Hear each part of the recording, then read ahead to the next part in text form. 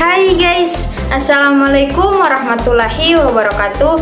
Perkenalkan, nama saya Ardianita KU. Saya mahasiswa Universitas Muhammadiyah Gorontalo, Prodi Akuntansi semester 4 Fakultas Ilmu Sosial. Di video ini saya akan bahas materi mengenai aspek manajemen dan sumber daya manusia. Selamat menyaksikan.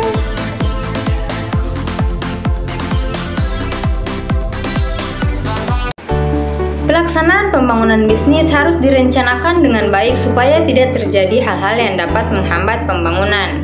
Penyelesaian pembangunan bisnis yang tidak sesuai dengan jadwal akan menyebabkan pembengkakan biaya dan dapat menyebabkan gangguan pada pemasaran karena gagalnya pencapaian target waktu berproduksi.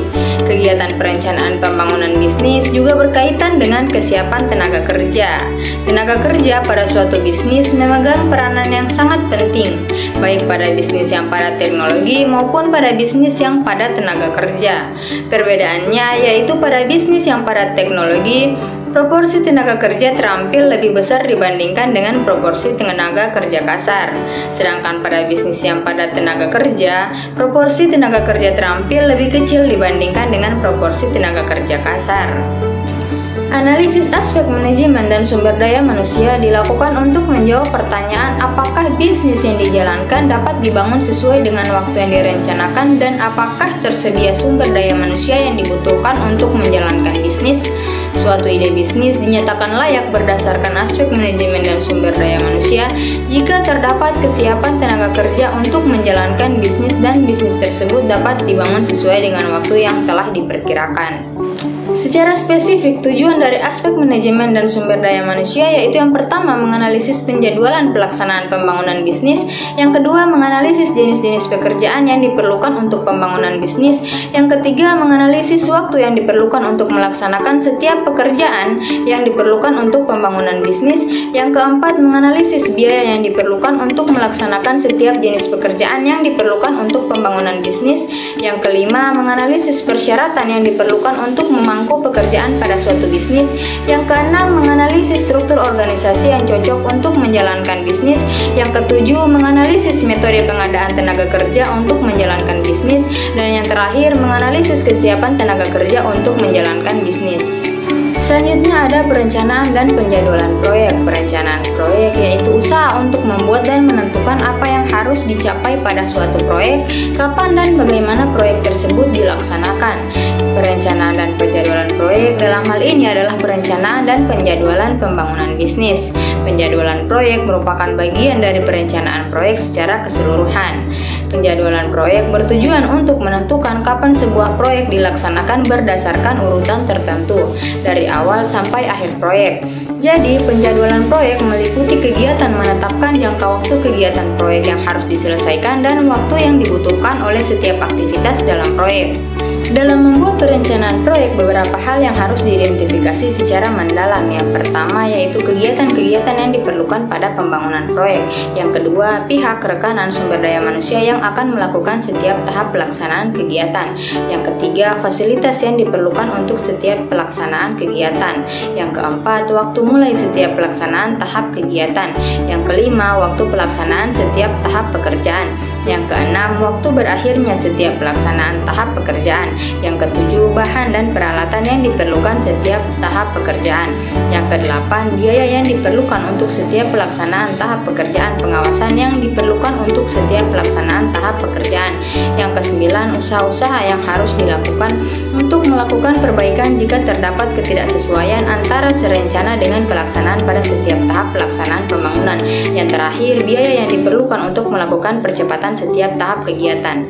Kemudian ada teknik perencanaan dan penjadwalan proyek, yaitu yang pertama ada Bagan Gantt. Pertama dikembangkan oleh Henry Laurent Gantt. Bagan Gantt dapat memberikan informasi tentang jenis-jenis pekerjaan yang akan dilakukan dan lama waktu untuk setiap kegiatan. Meskipun Bagan Gantt hanya dapat memberikan informasi yang sedikit tentang perencanaan bisnis, tetapi teknik ini masih sangat banyak digunakan karena sederhana dan mudah dipahami. Namun, bagan ini sulit untuk dapat digunakan untuk pekerjaan-pekerjaan yang kompleks. Penggunaan bagan Gantt sebagai alat untuk membuat perencanaan proyek memiliki kelebihan dan kekurangan. Kelebihan dan kekurangan bagan Gantt sebagai alat untuk membuat perencanaan dan penjadwalan proyek bisa dilihat pada gambar ini. Yang pertama ada kelebihan. Kelebihannya yaitu yang pertama sederhana sehingga mudah dibuat dan dipahami. Yang kedua dapat menggambarkan jadwal suatu kegiatan dan kenyataan kemajuan sesungguhnya pada saat pelaporan. Dan kekurangannya yaitu yang pertama tidak menunjukkan dengan jelas hubungan ketergantungan antara suatu kegiatan dan kegiatan lain sehingga sulit untuk mengetahui dampak yang diakibatkan oleh keterlambatan suatu kegiatan terhadap jadwal keseluruhan proyek. Yang kedua, sulit untuk mengadakan penyesuaian antara perbaikan atau pembaruan bila diperlukan. Teknik yang kedua ada PERT atau singkatan dari Program Evaluation and Review Technique. PERT atau Program Evaluation and Review Technique diperkenalkan pertama kali oleh Bowes Allen Hamilton pada tahun 1958. PERT muncul untuk mengurangi keterbatasan-keterbatasan yang ada pada bagan Gantt. Pada prinsipnya, PERT adalah teknik penjadwalan suatu proyek dengan cara membagi proyek atau kegiatan induk menjadi kegiatan-kegiatan yang lebih kecil dan menyusunnya menjadi jalur kerja yang logis sehingga jangka waktu dan pengerjaan program dapat dioptimalkan. PERT juga memiliki kelebihan dan kekurangan. Kelebihannya mudah mengidentifikasi tingkat prioritas pada sebuah proyek, mudah mengetahui ketergantungan antara kegiatan yang satu dengan yang lain pada sebuah proyek. Kekurangannya tidak sesederhana bagan Gantt. Yang kedua, tidak seperti bagan Gantt, metode ini tidak dapat menggambarkan jadwal suatu kegiatan dan kenyataan kemajuan sesungguhnya pada saat pelaporan. Teknik yang terakhir yaitu CPM atau Critical Path Method. CPM pertama kali diperkenalkan oleh sebuah metode penjadwalan yang dikembangkan oleh DuPont dan Remington Rand. Metode ini dapat digunakan untuk aktivitas yang durasinya sudah diketahui. CPM yaitu singkatan dari Critical Path Method atau metode jalur kritis. Jalur kritis yaitu jalur terlama antara titik dimulai sampai dengan titik penyelesaian proyek. Perbedaan antara metode PERT dan CPM terletak pada faktor penekanannya. PERT lebih menekankan faktor waktu, sedangkan CPM lebih menekankan faktor biayanya. Kita masuk ke analisis jabatan. Cara menghasilkan produk dalam suatu bisnis harus diidentifikasi sebelum suatu bisnis dijalankan agar bisnis tersebut dapat menghasilkan produk yang diharapkan. Identifikasi perlu dilakukan pada pekerjaan-pekerjaan yang ada dalam rangka menjalankan bisnis. Proses identifikasi ini disebut dengan analisis jabatan. Analisis jabatan yaitu kegiatan mempelajari dan mengumpulkan informasi tentang suatu pekerjaan berkaitan dengan berbagai operasi dan kewajiban suatu jabatan. Analisis jabatan akan berusaha menganalisis seluk-beluk pekerjaan. Analisis ini berusaha menjawab pertanyaan-pertanyaan yang berkaitan dengan pekerjaan-pekerjaan berikut, yaitu pekerjaan apa saja yang harus dilakukan, bagaimana menjalankan pekerjaan, mengapa pekerjaan tersebut harus dilakukan. Hasil yang diperoleh dari analisis jabatan adalah deskripsi jabatan dan spesifikasi jabatan. Selanjutnya ada deskripsi jabatan, yaitu uraian tentang tugas kewajiban suatu jabatan tertentu. Dengan adanya deskripsi jabatan, kita diharapkan mengetahui seluk-beluk pekerjaan, mulai dari fungsi pekerjaan, tugas, tanggung jawab dan wewenang, pengawasan yang diberikan dan diterima, hubungan dengan jabatan-jabatan lain, bahan dan alat yang digunakan, kondisi kerja, penjelasan istilah dalam pekerjaan dan keterangan tambahan yang diperlukan. Ada beberapa hal dalam deskripsi jabatan, yaitu identifikasi jabatan, ringkasan jabatan, tugas yang harus dilaksanakan, pengawasan yang diberikan dan diterima, hubungan dengan jabatan-jabatan lainnya, bahan-bahan, alat-alat dan mesin yang digunakan, kondisi kerja, penjelasan istilah-istilah yang tidak lazim. Kemudian masuk ke spesifikasi pekerjaan. Setelah deskripsi pekerjaan dibuat, langkah selanjutnya adalah menentukan siapa saja yang akan melaksanakan pekerjaan tersebut. Untuk dapat menjalankan pekerjaan sesuai dengan langkah yang telah diuraikan dalam deskripsi jabatan, diperlukan orang yang cocok atau mampu melaksanakan segala tugas dan kewajiban sesuai dengan deskripsi jabatannya. Proses penentuan kriteria orang-orang yang dapat memangku jabatan disebut dengan spesifikasi jabatan. Spesifikasi jabatan yaitu penentuan syarat-syarat minimum yang dapat diterima agar seseorang dapat menjalankan suatu pekerjaan dengan baik. Selanjutnya, proyeksi kebutuhan tenaga kerja. Besarnya proyeksi kebutuhan tenaga kerja tergantung pada proyeksi penjualan yang diperoleh pada perhitungan aspek pasar dan luas produksi yang diperoleh pada perhitungan aspek teknis.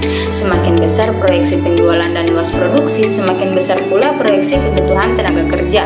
Demikian pula sebaliknya. Hubungan antara proyeksi penjualan, proyeksi produksi, dan proyeksi kebutuhan tenaga kerja dapat dilihat pada gambar yang ada di samping. Di sini terlihat pada urutan pertama ada proyeksi penjualan, yang kedua proyeksi produksi, dan yang terakhir proyeksi kebutuhan tenaga kerja. Selanjutnya, rekrutmen karyawan. Rekrutmen karyawan sangat menentukan keberhasilan pelaksanaan bisnis pada masa yang akan datang, karena bisnis akan dapat berjalan dengan baik jika dijalankan oleh orang-orang yang sesuai dengan spesifikasi jabatan yang telah ditentukan. Kesesuaian orang-orang yang telah tepat dengan spesifikasi jabatan ditentukan oleh kualitas rekrutmen calon karyawan.